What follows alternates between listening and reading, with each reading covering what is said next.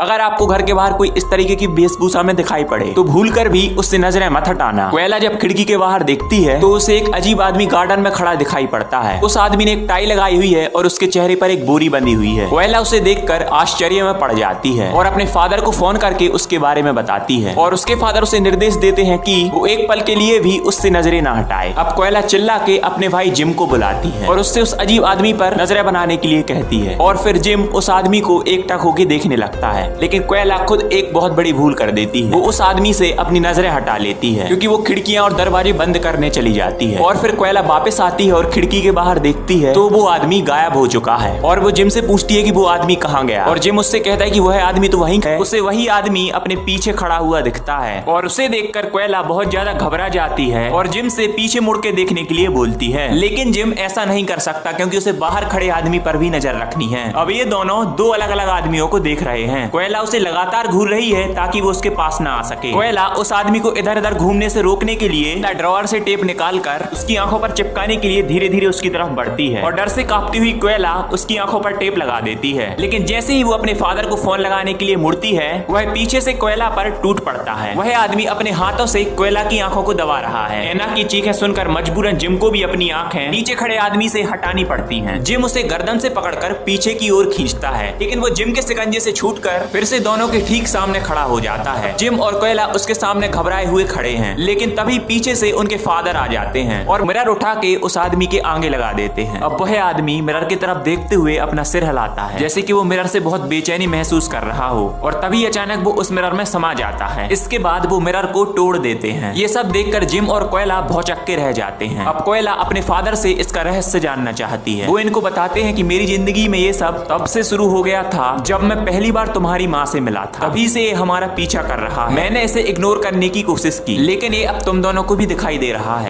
फिर जिम को अचानक कुछ याद आता है और फिर वो अपने पापा को बताता है कि जब कोयला पर वो आदमी अटैक कर रहा था तब वो उसे कंटिन्यूअसली गार्डन में भी देख रहा था। जिम ने जब उस आदमी से नजर हटाई तो अब वो गार्डन में नहीं दिख रहा। फिर उसके पापा बताते हैं कि जब बीना ने उसे देखना बंद किया था तो वो आदमी उस पर अटैक करने आ गया था और जब सेम टाइम पर जिम ने उसे देखना बंद किया तो उसी आदमी का एक डुप्लीकेट बन गया जो कि अभी भी जिंदा है और वो जिम को मारने जरूर आएगा। और तभी डोरबेल बजती है और शायद वही आदमी आया हुआ होता है जो कि दूर खड़ा बाहर से देख रहा होता है और ये शॉर्ट मूवी यहीं खत्म हो जाती है।